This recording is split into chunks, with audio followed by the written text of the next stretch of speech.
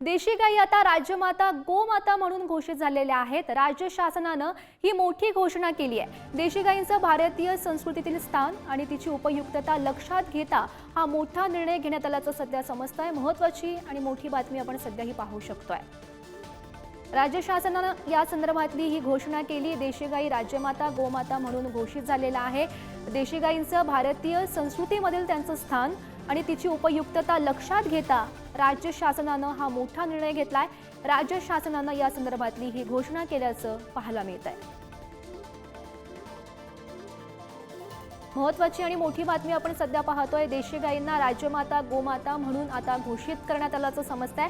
राज्य शासनानं या संदर्भातली ही महत्त्वाची आणि मोठी घोषणा केली।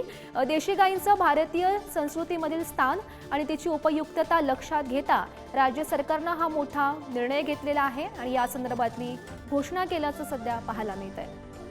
महत्त्वाची आणि आनंदाची अशी बातमी ही म्हणावी लागेल। आपण पाहू शकतो खरं तर भारतीय संस्कृतीमध्ये देशी गायींना मोठं स्थान असतं आणि तेच लक्षात घेता राज्य शासनानं या संदर्भातली ही घोषणा आणि मोठा निर्णय घेतल्याचं पाहायला मिळतंय।